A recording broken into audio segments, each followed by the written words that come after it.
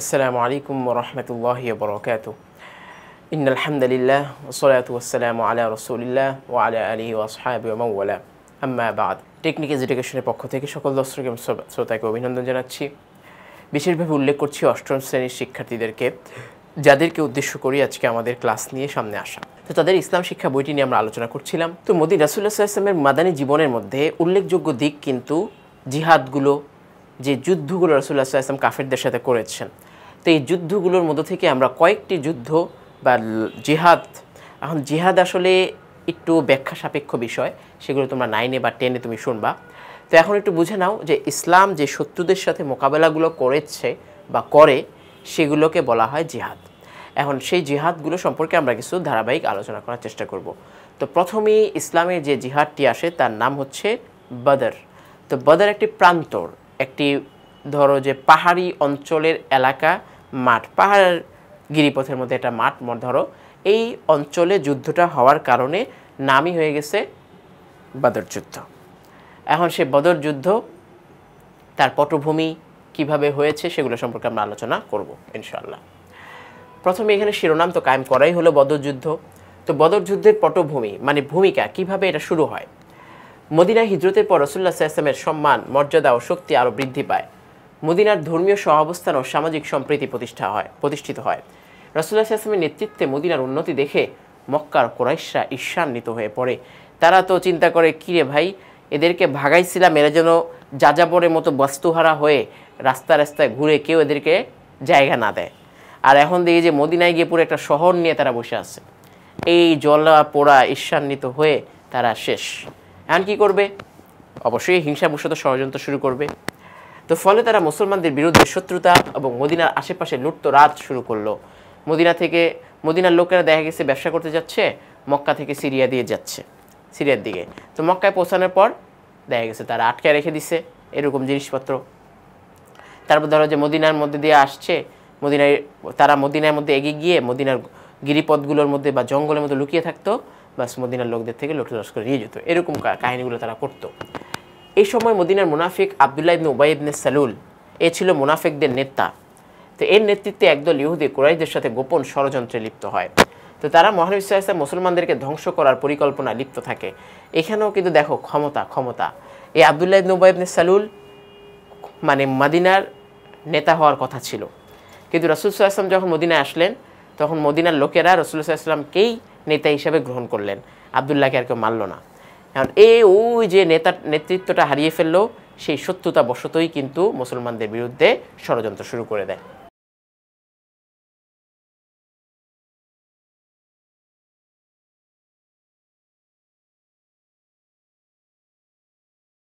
এছাড়া দীর্ঘদিন ধরে সিরিয়ার সাথে কুরাইশদের একটা বাণিজ্য সম্পর্ক ছিল। তো রাসূলুল্লাহ সাল্লাল্লাহু আলাইহি ওয়াসাল্লাম মদিনায় হিজরত করায় তারা মদিনাকে তাদের বাণিজ্য পথের হুমকি মনে করত, যে যেহেতু সিরিয়ার দিকে যেতে হলে মক্কা থেকে মদিনায় যেতেই হয়, তো মদিনার পাশ দিয়ে যেতে হয়। তো ওইখান থেকে যদি আমাদেরকে আটকে রেখে দেয়, এটা একটা তারা ভয় পেত। এই হুমকি দূর করতে তারা একটি যুদ্ধের প্রস্তুতি নিতে থাকে। মহানবী সাল্লাল্লাহু আলাইহি ওয়াসাল্লাম কুরাইশদের এই সকল অপতৎপরতার গতিবিধি লক্ষ্য রাখার জন্য আব্দুল্লাহ ইবনে জাহাশ রাদিয়াল্লাহু তাআলা আনহুর নেতৃত্বে মক্কার উপকণ্ঠে একটি দল প্রেরণ করেন। তখন ছিল রজব মাস। রজব মাসে যুদ্ধ করা নিষিদ্ধ ছিল, যেটাকে আমরা হারাম মাস বলে থাকি ইসলামের দৃষ্টিকোণ থেকে। তো তৎকালীন জাহিলি যুগের লোকেরাও মানত। কিন্তু নাখলা নামক স্থানে কুরাইশদের একটি দলের সাথে জাহাসের নেতৃত্বের দলের খণ্ডযুদ্ধ সংগঠিত হয় নেতৃত্বাধীন দলের সাথে। এটা মানে প্রারম্ভিক কিছু লড়াই বলতে পারো, এটা তো যুদ্ধ না, এই 5-7 জন মিলে একটু লড়াই হয়। তো এই লড়াইটার মধ্যে আসলে কি হয়, এতে কুরাইশদের দলনেতা আমর বিন হাজরামি নিহত হয়। তো নিষিদ্ধ মাসে যুদ্ধ করায় মহানবী সাল্লাল্লাহু আলাইহি ওয়াসাল্লাম আব্দুল্লাহ ইবনে জাহাশকেও রাদিয়াল্লাহু তাআলা আনহুকে ভৎসনা করেন যে এই মাসে তোমাকে কি আক্রমণ করতে বলেছি। আর পরিস্থিতি এমন হয়ে গেছে যে আক্রমণের আসলে উদ্বেগ চলে এসেছে, তারাও পাল্টা আক্রমণ করেছে, এরকম বিষয়টা। তো নাখলার এই ঘটনা কুরাইশদের মধ্যে উত্তেজনা বৃদ্ধি পায়, যে কি ব্যাপার, মুসলমানরা এরকম দুঃসাহস দেখাচ্ছে কেন। তো তারাও যুদ্ধের প্রস্তুতি নেয়। তারা প্রতিশোধের জন্য মরিয়া হয়ে ওঠে। অবশেষে মদিনার মুসলমানদের নিশ্চিহ্ন করার জন্য তারা চূড়ান্ত রণপ্রস্তুতি গ্রহণ করে। রণপ্রস্তুতি মানে অস্ত্রশস্ত্রে সজ্জিত হয়ে যুদ্ধের প্রারম্ভিকতা, যুদ্ধের উপস্থাপনা তারা তৈরি করে। এদিকে গুজব ছড়িয়ে পড়ে। একটা গুজব কি, যে সিরিয়া থেকে ফেরার পথে আবু সুফিয়ানের বাণিজ্যিক কাফেলা মুসলমানদের দ্বারা আক্রান্ত হয়েছে। বিষয়টা কিন্তু এমন নয়। তো গুজবের সত্যতা যাচাই না করেই কুরাইশরা আবু জেহেলের নেতৃত্বে 1000 সুসজ্জিত সৈন্যবাহিনী নিয়ে যুদ্ধের জন্য বেরিয়ে যায়। রাসূলুল্লাহ সাল্লাল্লাহু আলাইহি ওয়াসাল্লাম তাদের এই সংবাদ জানতে পেরে চিন্তিত হয়ে পড়েন। চিন্তিত বলতে কি, যে একটা আচমকা একটা বিষয় চলে আসছে। তখন মহান আল্লাহ তাআলা ওহী পাঠিয়ে রাসূলুল্লাহ সাল্লাল্লাহু আলাইহি ওয়াসাল্লামকে সান্ত্বনা প্রদান করেন এবং যুদ্ধের প্রস্তুতি গ্রহণের পরামর্শ বা আদেশ দেন। এবার আসো যুদ্ধের ঘটনা। মহানবী সাল্লাল্লাহু আলাইহি ওয়াসাল্লাম মদিনার অদূরে বদর প্রান্তরে মুসলিম সৈন্য নিয়ে হাজির হন। তার সঙ্গী হলেন 253 জন আনসার, আনসারদের মধ্যে 253 জন এবং 60 জন মুহাজির সহ মোট 313 জন সৈন্যের একটি দল, যাদেরকে আমরা বদরি কাফেলা বলে থাকি। অপরপক্ষে মক্কার কাফেরদের ছিল 1000 সৈন্যের সুসজ্জিত একটি দল। বারবার কেন সুসজ্জিত শব্দটা ব্যবহার করা হচ্ছে? সুসজ্জিত বলতে হচ্ছে যুদ্ধের জন্য যে সমস্ত পোশাক আশাক অস্ত্রশস্ত্র লাগে সব তাদের ছিল। এদিক দিয়ে মুসলমানরা কিন্তু এরকম অস্ত্রশস্ত্র পায়নি। এদের মধ্যে 300 অশ্বারোহী, 700 উষ্ট্রারোহী, মানে 1000-এর মধ্যে 700 জনের উট আছে, আবার 300 জনের মানে ঘোড়া আছে। আর মুসলমানদের এখানে 2-4 জনের কাছে কয়েকটা উট আর 2-4 জনের কাছে কয়েকটা ঘোড়া। তো মহানবী সাল্লাল্লাহু আলাইহি ওয়াসাল্লাম যুদ্ধের শুরুতে সৈন্যদের উদ্দেশ্যে উপদেশ ও নির্দেশনামূলক ভাষণ প্রদান করেন। দ্বিতীয় হিজরি সনের 17ই রমজান মোতাবেক 17ই মার্চ 624 খ্রিস্টাব্দে বদর প্রান্তরে যুদ্ধ সংঘটিত হয়। 1000 জন সুসজ্জিত সৈন্যের বিরুদ্ধে মাত্র 313 জন ঈমানী শক্তিতে বলিয়ান সৈন্য অসম যুদ্ধে অবতীর্ণ হন। এখন দেখো যুদ্ধের অনেকটা ফলাফল কেমন। প্রথমেই সম্মুখ যুদ্ধে কুরাইশদের নেতা উতবা, শায়বা, ওয়ালিদ পরাজিত হয় ও নিহত হয়। এরপর যুদ্ধের অল্পক্ষণের মধ্যেই মহান আল্লাহ তাআলার সাহায্যে মুসলিম সৈন্যরা কুরাইশদের উপর বিজয়ী হলেন। 6 জন মুহাজির ও 8 জন আনসার সহ মোট 14 জন মুসলমান শাহাদাত বরণ করেন। অপরপক্ষে 70 জন কাফের মুশরিক নিহত হয় এবং সমসংখ্যক মানে 70 জনকে আবার যুদ্ধবন্দীও করা হয়, তাদেরকে আটকে ফেলা হয়। একবারে সংক্ষিপ্ত আকারে যতটুকু পারা যায় লিখে দিয়েছে। তুমি ইতিহাসের কিতাব না পড়লে কিন্তু এটা ভালো করে বুঝবা না। তো অবশ্যই চেষ্টা করবা ইতিহাসের কিতাব থেকে বিস্তারিত ঘটনাগুলো জেনে নিতে। তো আমি একটু এই জায়গাটা একটু ওই যে প্রথমে সম্মুখ যুদ্ধ এই জিনিসটা একটু বুঝাই দিই, যেটাকে মল্লযুদ্ধ বলা হয়। তো মল্লযুদ্ধ মানে কি, সামনাসামনি আক্রমণ করা, তরবারি, বর্ষা, বিভিন্ন ধরনের বল্লম এগুলা দিয়ে। তো আরবদের মধ্যে এরকম একটা সিস্টেম ছিল যে 2 দল যখন সম্মুখে হবে মাঠে ঘোষণা দিয়ে, বাস তাদের মধ্যে যারা নেতা, যারা একটু সেনাপতি, যাদের দুঃসাহস আছে, বীর, এই টাইপের 2-4 জন তারা দাঁড়ায়, তাদের মধ্যে যুদ্ধ হয়। এখানে কিন্তু ফয়সালা হয়ে যায় অনেক সময় যে এই দল এই দলকে হারায় ফেললো, ঠিক আছে যাও, তাহলে আমরা আর যুদ্ধ লাগলাম না, এর মধ্যে ফয়সালা হয়ে গেলো, তোমরা বিজয় হয়ে গেলা, আমরা পরাজিত হয়ে গেলাম। এখন যদি না মানতে চায় তখন কি হয়, পুরো দল মিলে লাগে। তো এরকম কাফেরদের পক্ষ থেকে 3 জন নেতা যে আসছে, আমাদের পক্ষ থেকে 3 জন নেতা হযরত আলী রাদিয়াল্লাহু আনহু, হামজা রাদিয়াল্লাহু তাআলা আনহু, উবাইদা ইবনুল জাররাহ রাদিয়াল্লাহু তাআলা আনহু, 3 জন মিলে গেলেন। বাস 3 জন, উবাইদা ইবনুল জাররাহ রাদিয়াল্লাহু তাআলা আনহু কিছুটা আহত হয়েছিলেন, কিন্তু আলী রাদিয়াল্লাহু তাআলা আনহু এবং হামজা রাদিয়াল্লাহু তাআলা আনহু নিমিষেই এই উতবা শাইবাকে হত্যা করে ফেলে।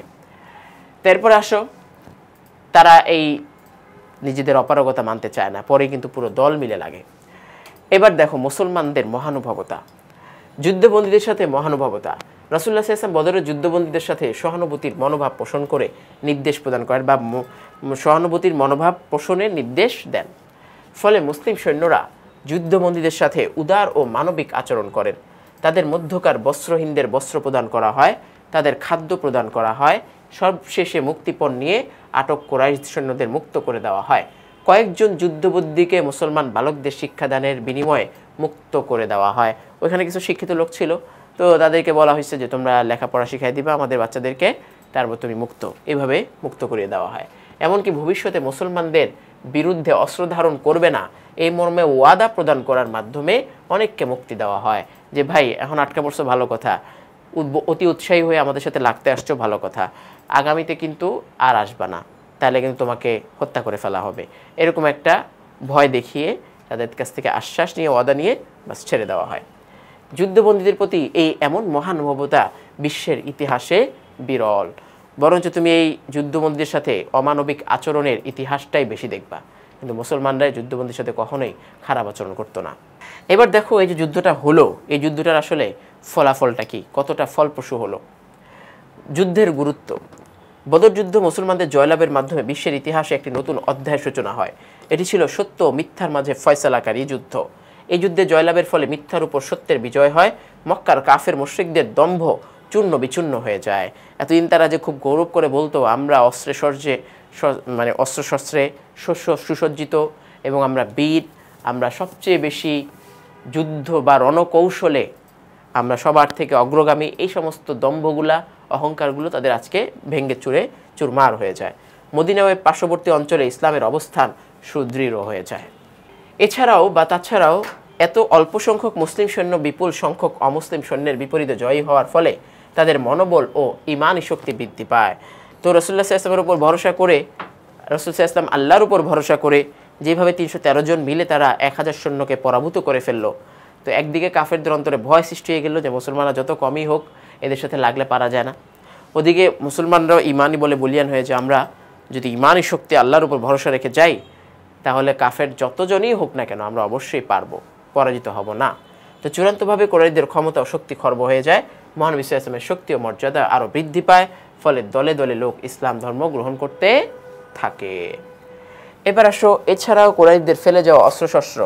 তো এটা তুমি অনেকেই জেনে থাকবা যে আগের দিনের যুদ্ধগুলো হলে যারা হেরে যেত তাদের যে সরঞ্জামগুলো তারা ফেলে যেত, এগুলো সব গনিমতের মাল বলা হয়, এগুলো নিয়ে নেওয়া হতো যারা জিতেছে। তো অস্ত্রশস্ত্র, ঘোড়া, উট এবং অন্যান্য সামগ্রী লাভের মাধ্যমে মুসলমানদের পার্থিব কিছু শক্তি সামর্থ্য বৃদ্ধি পায়। মদিনা ও আশেপাশের ষড়যন্ত্রকারী মুনাফিক ও ইহুদিদের উপর মুসলমানরা প্রভাব বিস্তার করে। সর্বোপরি আরবের বুকে ইসলাম এক অপরাজেয় শক্তি হিসাবে পরিচিতি লাভ করে। এই ছিল মোটমাট আমাদের বদর যুদ্ধের কাহিনী। এবার আমরা বদরেরই পরবর্তী যে অংশটা, সে অংশের মধ্যে চলে যাব, যেটাকে উহুদ যুদ্ধ বলা হয়। দেখো এখানে উহুদের যুদ্ধ লেখা আছে। বদর যেমন একটা প্রান্তর, পাহাড়ের পাদদেশে একটি অঞ্চলের বড় মাঠের মতো, উহুদও কিন্তু পাহাড়ের পাদদেশে একটি অঞ্চল, প্রান্তর। তো এই উহুদ প্রান্তরে যুদ্ধ হওয়ার কারণেই সেটাকে বলা হয় উহুদ যুদ্ধ। উহুদ যুদ্ধের পটভূমি মূলত ওই বদর যুদ্ধের মধ্যে কাফেররা তোমার যখন হেরে যায় এর প্রতিশোধ হিসাবেই কিন্তু উহুদ যুদ্ধটা হয়ে থাকে। বদর যুদ্ধের পরাজয়ের গ্লানি মক্কার কুরাইশদেরকে কুরাইশরা ভুলতে পারেনি। তারা বদরের প্রতিশোধ নিতে উদ্গ্রীব হয়ে উঠেছিল। এই সময় মক্কার কাফের বা মক্কার কবিরা তাদের কবিতায় মদিনার বিরুদ্ধে উত্তেজনা ছড়াতে থাকে। তো কবিদের মাধ্যমে যখন এরকম বিভিন্ন ধরনের কথাবার্তা বের হয় তখন মানুষরা শুনে কি হয়, নিজের রক্ত সঞ্চারিত হয়, তা আরও বেশি তারা উৎসাহ উদ্দীপনা পায়। কুরাইশ নারীরা তাদের পুরুষদেরকে আরও একটি যুদ্ধের উন্মাদনা সৃষ্টি করতে থাকে যে কি কাপুরুষের মতো মার খেয়ে চলে আসছো, প্রতিশোধ নিবা না। ফলে কুরাইশরা বদর যুদ্ধে পরাজয়ের প্রতিশোধ গ্রহণের জন্য আরও একটি যুদ্ধের সর্বাত্মক প্রস্তুতি গ্রহণ করে। এবার দেখো যুদ্ধের ঘটনা, যুদ্ধটা কি ছিল? তৃতীয় হিজরি সনে। তো বদরটা ঘটে হচ্ছে দ্বিতীয়, আর উহুদটা হচ্ছে তৃতীয় সনে বা তৃতীয় হিজরি সনে কিন্তু শুরু হয়। মক্কার কাফের মুশরিকরা উমাইয়া একটা বংশের নাম, নেতা আবু সুফিয়ানের নেতৃত্বে ৩০০০ সৈন্য নিয়ে মদিনা অভিমুখে রওনা হয়। তারা মদিনার নিকটবর্তী উহুদ পাহাড়ের পাদদেশে শিবির স্থাপন করে। কুরাইশদের মদিনা অভিযানের সংবাদ পেয়ে মহানবী সাল্লাল্লাহু আলাইহি ওয়াসাল্লাম ১০০০ সৈন্যের একটি দল প্রস্তুত করেন। তো আগের যুদ্ধে ছিল ৩১৩, ওইদিকে কাফেরদের ছিল ১০০০, আর এখানে কাফেররা ৩০০০, মুসলমানেরা ১০০০। তো প্রতিমধ্যে আব্দুল্লাহ ইবনে উবাই ওই যে মুনাফিকটা বিশ্বাসঘাতকতা করে ৩০০ সৈন্যের একটি দল নিয়ে সরে দাঁড়ায়। তাহলে মুসলমানরা এসে সংখ্যা দাঁড়ালো কত? ৭০০ মাত্র। তো ফলে মহানবী সাল্লাল্লাহু আলাইহি ওয়াসাল্লাম মাত্র ৭০০ জন সৈন্য নিয়ে কুরাইশদের বিশাল বাহিনীর মুখোমুখি হন। ২৩শে মার্চ ৬২৫ খ্রিস্টাব্দে উভয় দল সম্মুখ যুদ্ধে অবতীর্ণ হয়, যেটাকে আমরা মল্লযুদ্ধ বলে থাকি। যুদ্ধের শুরুতে মুসলিম সৈন্যদের আক্রমণে কুরাইশরা ছত্রভঙ্গ হয়ে যায়। এই সময় গিরিপথে পাহারারত মুসলিম সৈন্যদের একটি চূড়ান্ত বিজয় মনে করে গনিমতের মাল কুড়াতে ব্যস্ত হয়ে পড়েন, আর এই সুযোগে কুরাইশদের অশ্বারোহী দল পেছন থেকে আক্রমণ করে মুসলিম সৈন্যদের ছত্রভঙ্গ করে দেয়। তো বিশাল কাহিনী, এ তো কিছুই আনেনি, খালি কোনো রকম খালি ইঙ্গিত দিয়ে চলে গেছে। তো খালিদ বিন ওয়ালিদ বা খালিদ সাইফুল্লাহ যাকে আমরা বলি রাদিয়াল্লাহু তাআলা আনহু, এই উহুদ যুদ্ধে ছিলেন তিনি কাফের। তো এই খালিদ রাদিয়াল্লাহু তাআলা আনহু একজন বীর ছিলেন। এটা কাফের থাকা অবস্থাতেও, মুসলমান থাকা অবস্থাতে আরও বেশি তার সুনাম ছড়িয়ে পড়ে। তো মক্কার লোকেরা জানতো যে সে একজন বীর। তো যাই হোক, আল্লাহ রাসূল সাল্লাল্লাহু আলাইহি ওয়াসাল্লাম একটা দল, সম্ভবত 70 জনের একটা দল তোমার উহুদ পাহাড়ের একটা কোণার মধ্যে রেখে দেয়, যেদিক থেকে অতর্কিত হামলা করা যেতে পারে পিছন দিয়ে এসে। তো তোমরা এখানে যুদ্ধের ফলাফল যাই হোক, হয় আমরা হারলাম হয় আমরা জিতলাম, যাই হোক কখনোই এই রাস্তাটা বা এই পাহাড়টা ছাড়বা না। তো তীরন্দাজ বাহিনী যারা তীর নিয়ে বসে আছে, তোমরা এই জায়গাটা আটকে রাখবা যাতে করে ওরা অতর্কিতভাবে পিছন থেকে কোনোভাবে হামলা করতে না পারে। এখন এদিকে যাই হোক, বেশি উদ্গ্রীবে হোক আবেগে হোক, যখন মুসলমানরা প্রাথমিকভাবে কাফেরদেরকে মাইটটা দেয়, তো মুসলমানরা বিজয় বিজয় করে করে একটু আনন্দ উল্লাস করছিল। তো পাহারা, ওখানে যারা পাহারা দিচ্ছিল তারা মনে করছে বিজয় তো লাভ করেই ফেলছে, এখন আর এখান থেকে লাভ কী, এই জন্য তারা চলে আসে। তারপরও 12 জনের মতো একটা দল তারা কিন্তু রয়ে যায়, যে দেখো আল্লাহ রসুল কিন্তু বলছিল কোনোভাবে কিন্তু এখান থেকে সরা যাবে না। তো 12 জনের একটা দল ছিল। তো কী করলো, তারা ঠিকই এখানে এসে আনন্দ উদযাপন করতেছিল, গনিমতের মাল কুড়াচ্ছিল। এদিক দিয়ে ও ওয়ালিদ কী বলে খালিদ রাদিয়াল্লাহু তাআলা আনহুর নেতৃত্বে পিছন দিয়ে এসে দেখছে যে এখানে সৈন্য নাই, 10-12 জন আছে, এগুলোর মাল্লি শেষ। এইভাবে ধুইকে অতর্কিতভাবে হামলা করে মুসলমানদেরকে একটা কিন্তু চরম একটা ভেজালের মধ্যে ফেলে দেয়।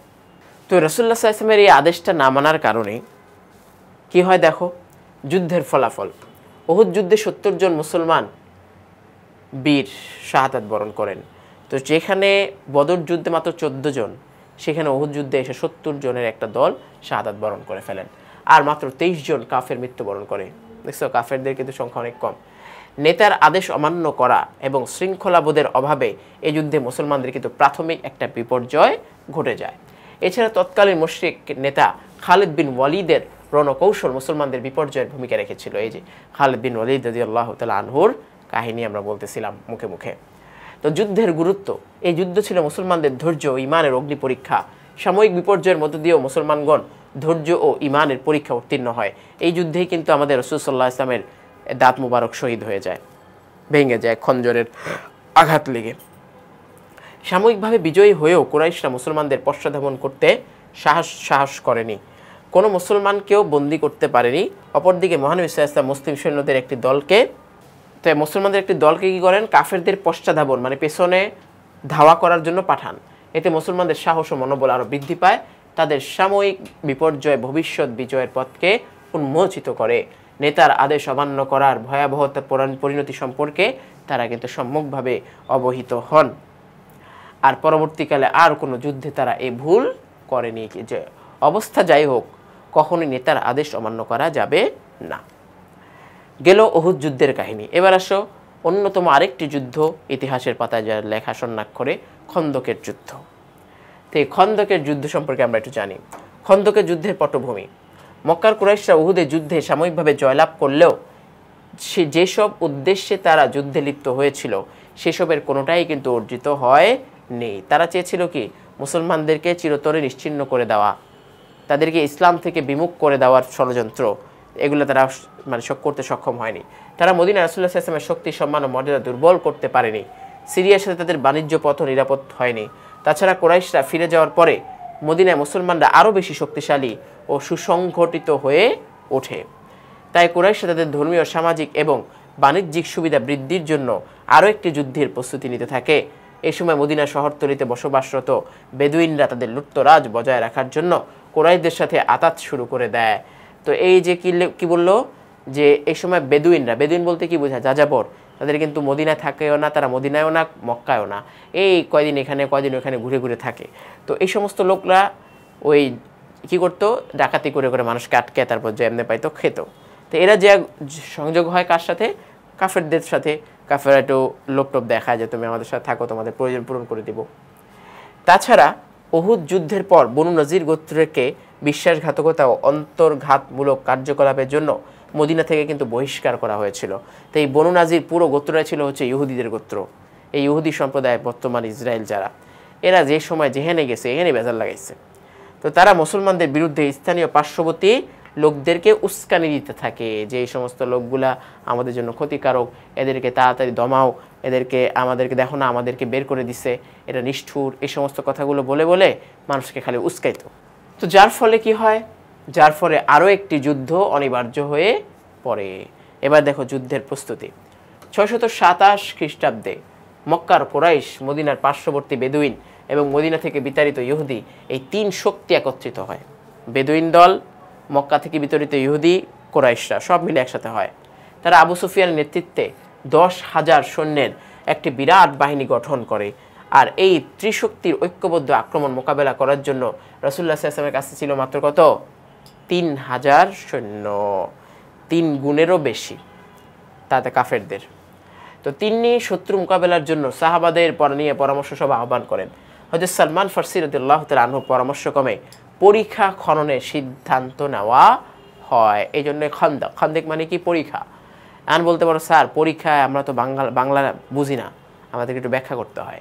তো কি হয়, পরীক্ষা বা খন্দক বলা হয় আগের দিনের রাজাদের যে বাসাগুলো, হয়তো বা তোমরা কোনো ইউটিউব বা ভিডিও দেখতে পারো, যে বাসাটাকে নিরাপদ করার জন্য কি করা হয়, চারদিক থেকে খাল কাটা হয়। খাল কাটা হয় যাতে করে কোনো একটা মানুষ, কোনো একটা দল সহজভাবেই যেন আমার প্রাসাদে ঢুকতে না পারে, নিরাপত্তার খাতিরে। তো রাসূল আকরাম সাল্লাল্লাহু আলাইহি ওয়াসাল্লাম সহ সালমান ফারসি রাদিয়াল্লাহু আনহু পারস্যে এই সমস্ত রণকৌশলগুলো দেখেছেন, উনি তো পারস্যের ছিলেন। তো উনি বলছেন যে আমরা পরীক্ষা খনন করে দিই, ওরা যাতে গর্ত টপকে এদিকে সহজে আসতে না পারে। তো মদিনার দক্ষিণ দিক থেকে ঘন খেজুর বাগান দ্বারা সুরক্ষিত ছিল, আর পূর্ব দিকে বনু কোরাইজার সাথে সম্পর্ক স্বাভাবিক ছিল। তাই মদিনার উত্তর পশ্চিম দিকে অরক্ষিত ও উন্মুক্ত থাকায় এই দুই দিকে পরীক্ষা খনন করা হয়। তাহলে কি হলো, দক্ষিণ দিকে তো ঘন খেজুর বাগান, এই দিক দিয়ে আসার সম্ভাবনা নাই, আর পূর্ব দিকে ছিল বনু কোরাইজা, যারা আসলে রাসূলুল্লাহ সাল্লাল্লাহু আলাইহি ওয়াসাল্লামকে প্রোটেক্ট করার জন্য অঙ্গীকারবদ্ধ ছিল। তাহলে দুই দিক থেকে খোলা ছিল, এই দুই দিকেই গর্ত করা হয়। প্রায় 3,000 মুহাজির ও আনসার কঠোর পরিশ্রম করে 1 সপ্তাহে খনন কাজ করে ফেলেন। রাসূলুল্লাহ সাল্লাল্লাহু আলাইহি ওয়াসাল্লাম নিজেও কিন্তু এই খনন কাজে অংশগ্রহণ করেছিলেন, পেটে পাথর বেঁধে। খন্দক বা পরীক্ষা খননের মাধ্যমে কাফেরদের মোকাবেলা করা হয়েছিল বলে এই যুদ্ধকে পরীক্ষা বা খন্দকের যুদ্ধ বলা হয়। এছাড়া কাফের মুশরিকদের বিভিন্ন দল একত্রিত হয়ে মুসলমানদের বিরুদ্ধে যুদ্ধে অংশগ্রহণ করেছিল বিধায় এই যুদ্ধ আহজাবের তথা আহজাব দল বা সম্প্রদায় সমূহ যুদ্ধে নামেও পরিচিত। আর এই সম্পর্কে সূরা আহজাব মানে আল্লাহ তাআলা একটা সূরা পাঠিয়ে দিয়েছেন। তো এটা এই যুদ্ধকে সূরা আহজাব যুদ্ধও বলা হয়, এই যুদ্ধকে খন্দকের যুদ্ধও বলা হয়। এবার দেখো যুদ্ধের ঘটনা। কুরাইশদের সৈন্যবাহিনী মদিনার উপকণ্ঠে তাঁবু স্থাপন করে। তারা মদিনা শহর রক্ষায় মহানবী ইসলামের অভিনব কৌশল দেখে বিস্মিত হয়ে গেল যে কী ব্যাপার, এই রণকৌশল তারা কোত্থেকে আয়ত্ত করলো। 31 মার্চ 627 খ্রিস্টাব্দে যুদ্ধ শুরু হলো। আবু সুফিয়ান রাদিয়াল্লাহু তাআলা আনহু, এখন তো রাদিয়াল্লাহু তাআলা আনহু বলতে হবে অবশ্যই, তখন যদিও কাফের ছিল, 27 দিন মদিনা অবরোধ করে রাখেন। কতদিন? 27 দিন। এই সময় কুরাইশ বাহিনী পরীক্ষা অতিক্রম করে হামলা চালাতে বারবার ব্যর্থ হয়। আস্তে আস্তে তাদের খাদ্য রসদের অভাব দেখা দেয়। তো কতদিন আর খাবার এনে রাখতে পারে এতগুলো মানুষ, তারপর কষ্ট হয়ে যায়, বাচ্চা আছে, মহিলারা আছে। তো প্রবল ঝড়ে আবার ঈদে আল্লাহ তাআলা কী করেন, ঝড় পাঠিয়ে দেন। তো ঝড় ঝঞ্ঝাবায়ু বাতাসে তাদের তাঁবুগুলো উড়ে যায়, ফলে আবু সুফিয়ান রাদিয়াল্লাহু তাআলা অবরোধ ত্যাগ করে মক্কার দিকে ফিরে যেতে বাধ্য হয়। ঘর বাড়ি সব ভেঙে যেতে, থাকতে পারতেছি না, সন্তান অসুস্থ হয়ে পড়তেছে, চলো বাসার দিকে চলে যাই। এবার সর্বশেষ যুদ্ধের ফলাফল। তো যুদ্ধের ফলাফলটা দেখো, মহানবী সাল্লাল্লাহু আলাইহি ওয়াসাল্লামের রাজনৈতিক দূরদর্শিতা, উন্নত রণকৌশল এবং গোয়েন্দাদের সফলতার কারণে মুসলমানরা এই যুদ্ধে জয়লাভ করে। অপরদিকে কাফির মুশরিক ইহুদিদের সম্মিলিত বাহিনী পরাজিত হয়। মুসলমানদের ঐক্য, শৃঙ্খলা এবং দৃঢ় মনোবলের পাশাপাশি প্রাকৃতিক দুর্যোগ এবং খাদ্যরসদের সংকট কাফেরদের পরাজয়ের অন্যতম কারণ। এই যুদ্ধে পরাজয়ের ফলে কাফিরদের দম্ভ একবারই শেষ হয়ে যায়। তারা খুব আঘাত পায় এই যুদ্ধের ফলে। তাদের সামরিক শক্তির দুর্বলতা প্রকাশ পায় এবং তাদের সম্পদ নিঃশেষ হয়ে যায়। অপরদিকে মহানবী সাল্লাল্লাহু আলাইহি ওয়াসাল্লামের প্রভাব প্রতিপত্তি বহুগুণ বৃদ্ধি পায়, সুনামও বাড়তেছে, প্রভাব প্রতিপত্তি বৃদ্ধি পাচ্ছে। মুসলমানদের ধর্ম বাণিজ্য প্রসারের সমস্ত বাধা দূর হয়ে যায়। মদিনার পার্শ্ববর্তী ইহুদি ও বেদুইন গোত্রের উপর মুসলমানরা প্রভাব বিস্তার করতে সক্ষম হয়, ফলে তারা স্বেচ্ছায় মুসলমানদের মিত্রে পরিণত হয়ে যায়। এখন দেখা যায় কোনো উপায় নাই, মুসলমানদের সাথে সত্যতা করতে গেলেই ভেজালে পড়া লাগবে, তখন কী হয়ে যায়, বন্ধ হয়ে যায়। তো বনু কোরাইজা গোত্রের ইহুদিরা চুক্তি ভঙ্গ করে বিশ্বাসঘাতকতা করায় তাদের যথাযথ আবার শাস্তিও দেওয়া হয়। তো বনু কুরাইজা আবার কিছু সমস্যা তৈরি করে, সেখান থেকে তাদেরকে আবার শাস্তিও দিয়ে দেওয়া হয়। তো যাই হোক, এই ছিল আজকের মতো আমাদের এই পর্বের আলোচনা। তো আমরা 3টা যুদ্ধ কি বদর, উহুদ এবং খন্দক, যেটাকে আমরা আহজাবও বলতে পারি, 3টা যুদ্ধ সম্পর্কে কিছু আলোচনা করলাম। এই আলোচনা যৎসামান্য, অবশ্যই ইতিহাসের পাতা থেকে বিস্তারিত আকারে দেখে নেওয়ার চেষ্টা করবে। তো যাই হোক, সামনের আলোচনাগুলো আমরা ইনশাল্লাহ আগামী পর্বে আবার তোমাদের সামনে নিয়ে উপস্থিত হব। সে পর্যন্ত সকলের জন্য দোয়া রইল। আল্লাহ তাআলা সকলকে সুস্থ সবল রাখুক এই কামনায়। আল্লাহ হাফেজ। আসসালামু আলাইকুম ওয়া রাহমাতুল্লাহি ওয়া বারাকাতুহু।